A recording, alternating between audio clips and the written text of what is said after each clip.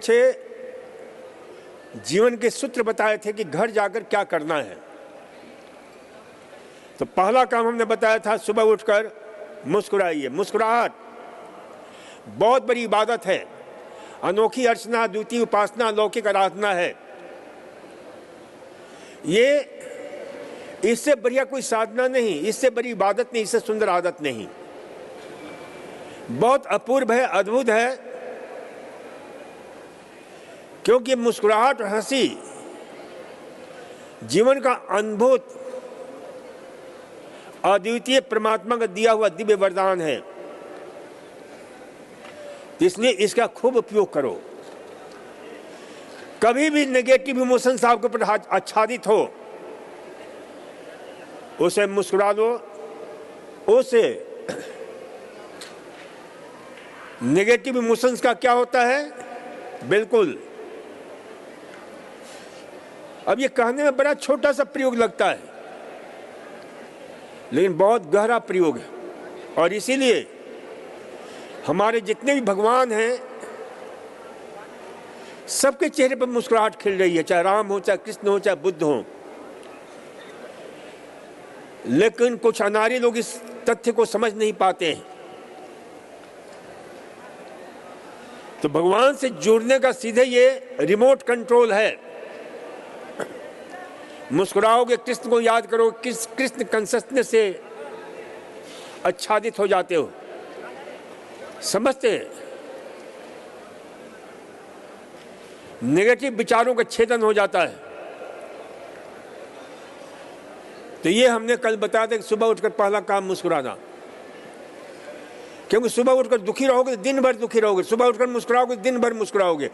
क्योंकि जो भी सुबह हमारा पहला विचार होगा, दिन भर वही विचार हमारे ऊपर हावी होते हैं।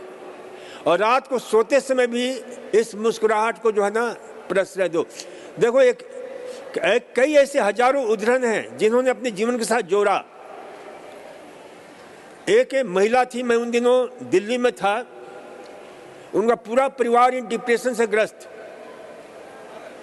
उनकी बहू को, बच्चे को शादी हुए 5-6 साल हो गए थे, बच्चा भी नहीं था। बड़ी जो है दुखी, रात भर दुखी रहते थे। मैंने उनको प्रयोग बताया ये कि सुबह उठकर मुस्कुराइए, शाम को मुस्कुराइए। रही मेरे पास 1 महीना करीब, और उसने प्रयोग किया। कुछ दिन के बाद आकर उसने कहने लगी, डॉक्टर साहब अब हमारा माहौल, घर इतना अद्भुत हो गया है, क्योंकि हम सोने के लिए जाते हैं तो एक मुस्कुराते हुए आपका सूत्र हमने अपना लिया है। सुबह उठते हैं मुस्कुराते हुए, दिन भर जितना हो सकता है एक दूसरे से बात करते हुए मुस्कुराते हुए करते हैं। और उसका सुंदर परिणाम ये हुआ कि कुछ दिनों के बाद ही उनके घर में जो है संतान उत्पत्ति हुई। तो ये क्योंकि फिर मैंने इस पर एक रिसर्च देखा, मैंने खोज देखा, मैं अपने पुस्तक में जिक्र किया हूं कि संतान उत्पत्ति में अवरोध, सबसे बड़ा अवरोध होता है तनाव, स्ट्रेस। वह स्ट्रेस हार्मोन हमारे स्पर्म की क्वालिटी को, क्योंकि एक दूसरे से जुड़े हुए हैं, किडनी, टेस्टिकल, हमारी भावनाएं, तो उसको जो है डैमेज करता है। उसकी मोटिलिटी को, उसकी मोबिलिटी को, उसकी जो है। तो ये ध्यान रखा करो कि भाई ये जीवन के साथ जोड़ो। ये सबसे बड़ा जो है सौगात लेकर के जाओगे आप यहां से, हर पल, हर क्षण, हर आधा मुस्कुरा। देखिए, इसलिए हमारा एक सूत्र है कि 700 smiles a day keep 60 away. Doctor, disease, drugs, depression, darkness of face, darkness of life and death away. मुस्कुराते रहोगे ना तो मौत भी आएगी, दरवाजा खटखटाएगी, लौट कर चली जाएगी। आदमी मुस्कुरा रहा है, इसको ले कैसे जाएं हम? लेकर जा ही नहीं सकती है। तो ये मुस्कुराहट बड़ी अद्भुत है, और जो मुस्कुराते नहीं हैं उनकी डेथ जल्दी हो जाती है। देखो, एक मुझे एक बड़ी सुंदर घटना की याद आती है। एक बहुत बड़ा संत हुआ है जो भूत और भविष्य देखने में बड़े प्रवीण थे, मौत को भी देख लेते थे। तो एक बार, बहुत पुरानी बात है, कि एक गांव में प्लेग आया, प्लेग, और प्लेग में उसमें काफी मर रहे थे। तो उस सिटी में, उस शहर में, नगर में रात्रि के समय मौत जो है उस प्रवेश कर रही थी उस नगर में, और उस संत ने उसे देख लिया। कहा, भाई तू कहाँ जा रही है? तो उसने कहा कि भाई मेरे पास 500 लोगों का लिस्ट है, उसको लेकर के जाना है। मौत ने कहा। फिर जब सुबह वो जाने लगी तो जो है ना, संत जगे हुए थे ब्रह्म मुहूर्त में। उसने कहा कि भाई, अरे तूने 500 लोगों को कहा था, तू 5000 लोगों को लेकर के जा रही है। हमें तो अब तक पता था कि मौत के कारण वो झूठ बोलती है, तू झूठ क्यों बोली? तो उसने कहा कि मैं क्या करूं, मैं 500 लोगों की ही लिस्ट ले जाने के लिए आई थी, लेकिन 4500 लोग जो है ना, भय से मर गए हैं, डर से मर गए हैं, तनाव से मर गए हैं। तो इसलिए इसे ध्यान रखो, ये तनाव जो है ना, आदमी को मार ही देता है। हार्ट अटैक होता है, सबसे बड़ा कारण क्या है? Stress, strain. हाइपर टेंशन होता है, लकवा होता है, सबसे बड़ा कारण क्या है? स्ट्रेस, स्ट्रेन, तनाव, दबाव। IBS है, इरिटेबल बाउल सिंड्रोम है, आपके IBD है, इंटेस्टाइनल बाउल जो है डिजॉर्डर है। ये सब कारण क्या है? तनाव, स्ट्रेस। जितना खुश रहोगे, जितनी आनंदित रहोगे, उतना आप स्वस्थ रहोगे। इसे ध्यान रखना। तो ये ध्यान रखना है कि भाई हमें तनाव में नहीं जीना है। और तनाव का सबसे बढ़िया इलाज हमने बता दिया कल। क्या बताया? मुस्कुराहट। अब देख लो, गुस्सा आ रहा है, मुस्कुराते हुए गुस्सा कर लेना जरा सा। कर ही नहीं सकते हो, कोई भी तनाव हो। तो इसे ध्यान रखना है। और जो मिट्टी की पट्टी ले रहे हैं वो दिमाग को थोड़ा सचेत रखेंगे।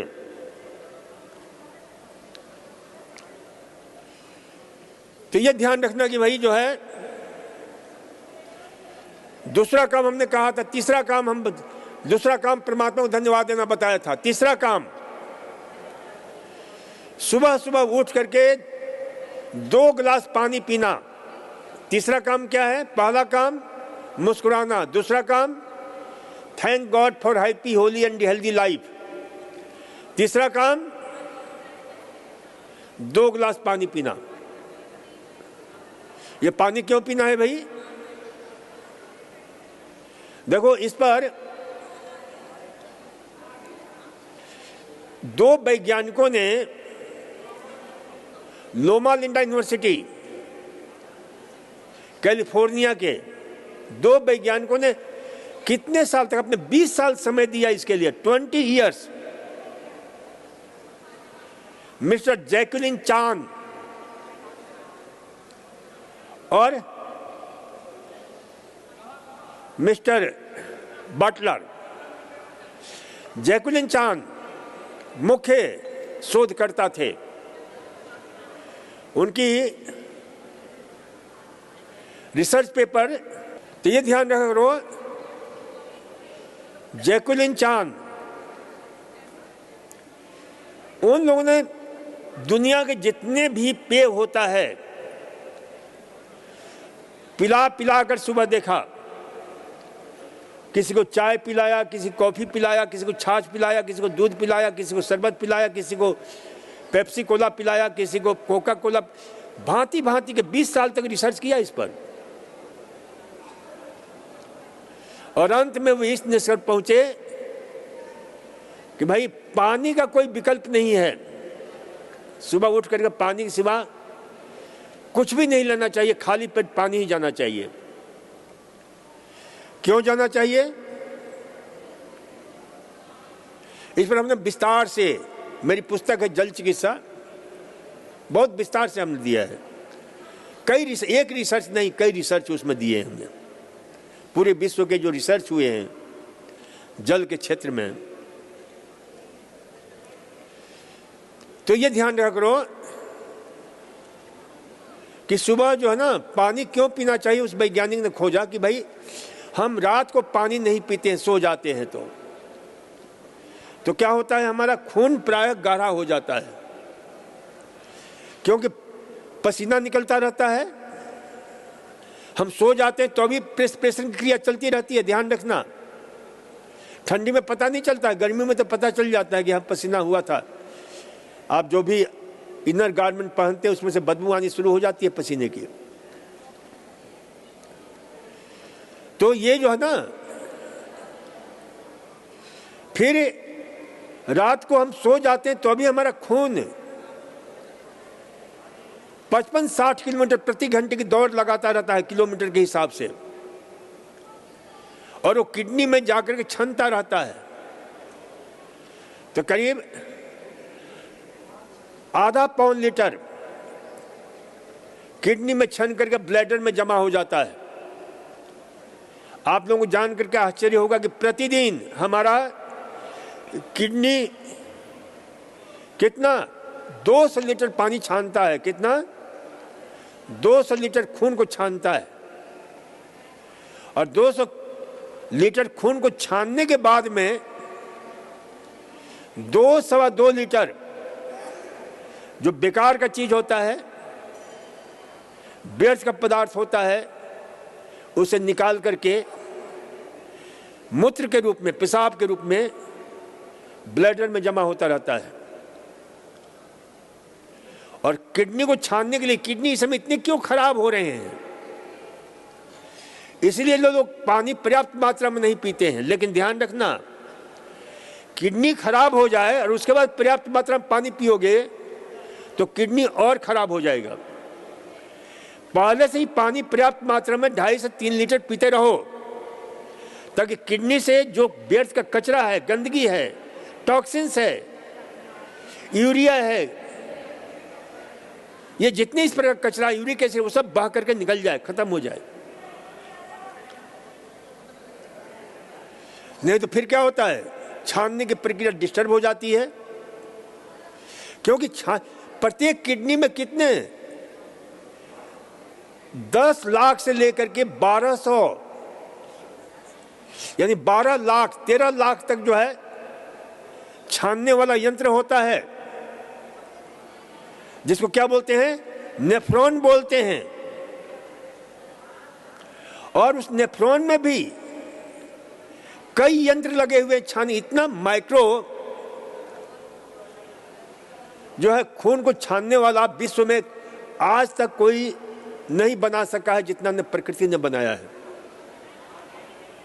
और उसमें कितने यंत्र लगे हुए हैं अभी। ग्लोमेरुलस यंत्र लगा हुआ है, जिसके ऊपर घुमावदार एक बोमेन से स्पेस देने के लिए, ताकि छानने में कोई असुविधा ना हो, कैप्सूल लगा हुआ है। इतना ही नहीं, मैकपिलियन बॉडीज बड़ी सूक्ष्म खून की नलियों से, और कितनी इस प्रकार से घुमावदार, बहुत ही इतना जटिल प्रक्रिया है अपने इसे, कि ऐसा मशीन बना ही नहीं सकता कोई आदमी। इतना अद्भुत बना है किडनी हमारा। मॉलपिजियन बॉडी के जालदार जो है ना, उसमें क्या है, बड़े जबरदस्त जो एक जो है लगाकर, ताकि अच्छे तरह से फिल्टर ये हो सके। फिर उसके बाद रीनल ट्यूबल से जो है, एक से क्या होता है, सारा हमारा ब्लड छनता है। दूसरे से रीनल ट्यूबल से क्या होता है, 2 लेवल पर ये छनना होता है। फिर वहां पर जो उपयोगी तत्व है, कैल्शियम है या जो भी उपयोगी तत्व है जो पेशाब से निकलना नहीं चाहिए, प्रोटीन है, आपके जो है इस प्रकार के जो है शरीर के लिए उपयोगी जो तत्व हैं, उनको छान करके फिर लौटाता है। जो अनावश्यक तत्व है हमारा रीनल ट्यूबल्स, उसको क्या करता है, निकाल बाहर करता है, जो पेशाब के रूप में हमारे सामने है। और उसमें क्या होता है, जो व्यर्थ का वर्ज्य पदार्थ है,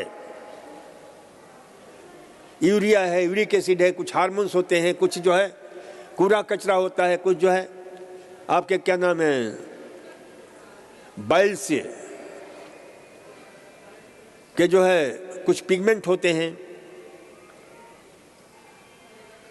तो ये इस प्रकार से जो ना, तो ये हमेशा चलता रहता है, हमेशा 24 घंटे ये प्रक्रिया चलती रहती है। तो पानी पीने से क्या होता है कि वो साफ रहता है। तो रात को हम पानी नहीं पीते हैं, खून हमारा दौड़ लगा रहा है और छानने का कार्यक्रम चल रहा है, तो क्या होता है, शरीर में पानी कमी हो जाती है। इस कारण जो है, क्योंकि कुछ पानी जाकर जमा हो गया किडनी, उसके किडनी द्वारा छन करके ब्लैडर में, कुछ पानी जो है हम सांस जो फेंकते हैं, सांस लेते हैं, उसमें पानी होता है। आपने देखा हो ठंड के दिनों में जब सांस फेंकते हो तो क्या होता है, वो सांस की हवा ठंडी हो जाती तो उसमें भाप। कुछ पानी जो है हमारे पेट की पेरिस्टाल्टिक मूवमेंट, पेंडुलम मूवमेंट, आपके सेगमेंटल कॉन्ट्रैक्शन, इन सब के प्रयोग के लिए, ताकि हमारा आंतें जो है निरंतर जो आगे जो मल है, वो जो हमारा खाना है, वो भोजन पचता रहे, और अंत में जो कूड़ा कचरा है वो जाकर के मलाशय में भर्ती हो, मलाशय में जो है जमा हो। तो इसके लिए भी पानी चाहिए। तो सुबह हम पानी नहीं पीते हैं तो ऐसी अवस्था में क्या होता है कि भाई हमारा खून का कॉन्सेंट्रेशन गहरा हो जाता है, खून जो है बिल्कुल उसकी विस्कोसिटी बढ़ जाती है, और इस कारण जो है हार्ट अटैक होने की संभावना बढ़ जाती है। सुबह जो लोग पानी नहीं पीते हैं तो उससे खून की डेंसिटी बढ़ जाती है, खून की विस्कोसिटी बढ़ जाती है, खून की थिकनेस बढ़ा रहता है। और पानी पीते ही आधे पौन घंटे के बाद में तुरंत वो पानी जो है ब्लड के साथ मिल करके ब्लड को पतला बना देता है, उसकी डेंसिटी को कम करता है with in half an hour. जो उसकी विस्कोसिटी है उसको कम करता है, उसके पीएच को जो है प्रभावित करता है, अयोनाइजेशन डिसोसिएशन को प्रभावित करता है। तो इसलिए जो इसे ध्यान रखो कि पानी जो है सुबह खाली पेट अवश्य पिया करो। चाय पियोगे, कॉफी पियोगे या दूसरा कोई पेय पियोगे तो क्या होगा, यह भी समझ लो कि भाई उसकी डेंसिटी ज्यादा है हमारे खून से, तो खून में जो पानी है, रहा सहा पानी, उसको भी खींच लेता है। क्योंकि ऑस्मोसिस के लिए जरूरी है कि दोनों का जो है इक्वल जो है, तो उससे क्या होता है कि जो भी हम पेय लेते हैं उसके न्यूट्रल होने के लिए उसमें जो डेंसिटी है उसे बराबर करने के लिए, ब्लड के बराबर, तभी हमारे शरीर में वो एब्जॉर्ब होगा। तो उस पानी को क्या करता है, खींच लेता है, जिससे खून हमारा और गहरा हो जाता है। तो इसलिए जो है ना, ध्यान रखो कि सुबह उठ करके पानी के सिवा कुछ नहीं लेना। फिर उसके बाद में ध्यान रखो कि पानी पीने के बाद में आप आराम से ब्रश वगैरह करो, नेचुरल कॉल होगा। फिर अपने शौच क्रियाओं से निवृत्त हो करके आ जाओ। उसके बाद क्या करोगे कल हम बताएंगे। चलो, ये एक प्रश्न है, बर्न एलर्जी से कैसे बचा जाए? सन में रहना होता है, पौधों में जान बसी हुई है, उंगलियों में फंगस भी आ जाता है, इसके लिए क्या करें? आपको सूरज के पास नहीं जाना है। सुनो, जिसका भी प्रश्न है, एलर्जी हमारी चिकित्सा विज्ञान में कहते हैं कोई भी हो, इसका कारण है एक्युमुलेशन ऑफ टॉक्सिक मैटर। अब कई लोग एलर्जी टेस्ट कराते हैं ना, तो उसमें इतने सारी चीजों से एलर्जी हो उनको आता है कि वो खा ही नहीं सकते हैं। लेकिन उस एलर्जी को मिटाने के लिए प्राकृतिक चिकित्सा से बेहतरीन कोई चिकित्सा नहीं है। और इसके लिए शरीर को शोधन करना पड़ेगा, ताकि जो हमारे शरीर में खास करके जो हिस्टामिन रसायन है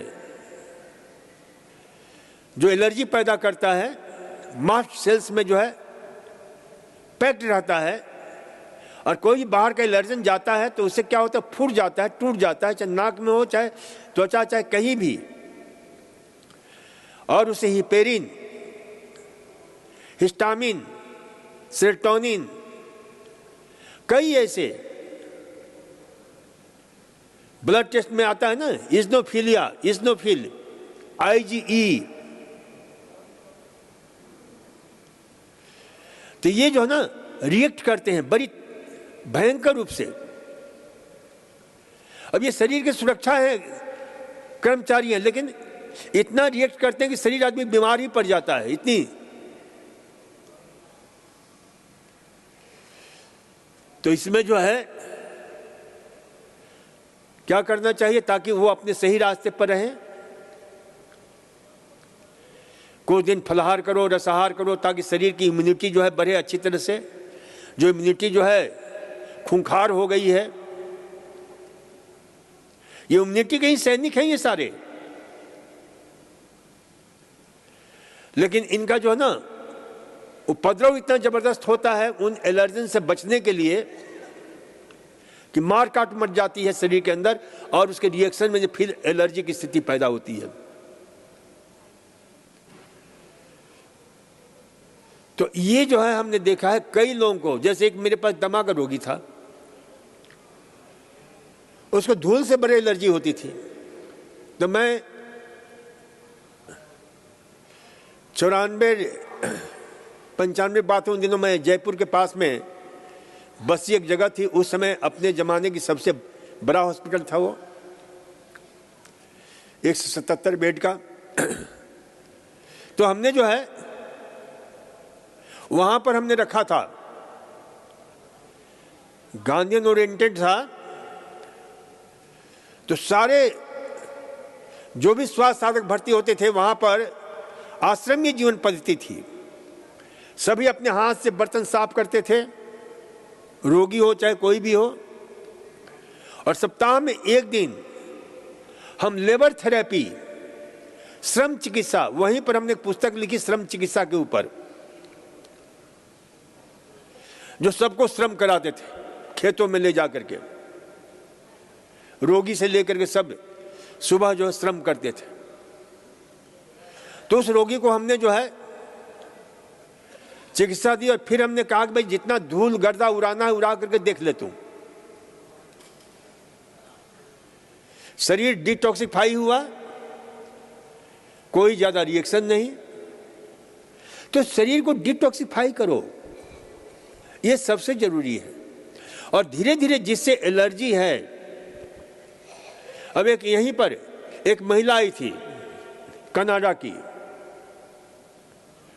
उसको जो ना दही से एलर्जी था, दही खा नहीं सकती थी। दही खाते ही जुकाम खांसी छाछ वगैरह से जो लेते ही बहुत भयंकर स्थिति हो जाती थी। 15 दिन रही, उसका सिस्टम डिटॉक्सिफाई किया, फिर हमने दही भी खिलाया। फिर उसने कहा कि डॉक्टर साहब हमारे यहाँ रात्रि को दही खाते हैं, कनाडा में रात को भी दही खाते हैं। हमने कहा ठीक है तू भी खा ले, तो उसको रात को भी दही खिलाया हमने, कुछ प्रतिक्रिया नहीं। तो मूल जो चीज है कि अपनी इम्यूनिटी को, एलर्जी का मतलब कि lowered Vitality, lowered immunity, lowered resistance power, lowered आपके डिफेंस मैकेनिज्म, और उसे शक्तिशाली बनाने के लिए जूस फास्टिंग, कंप्लीट फास्टिंग बहुत जरूरी है, जो सिस्टम को डिटॉक्सिफाई करता है। और फिर उसके बाद जो जो खाते हो, जो जो परिस्थितियां आपको दिक्कत करती हैं, उन परिस्थितियों से जो ना धीरे धीरे उनके प्रति रेजिस्टेंस पैदा करो।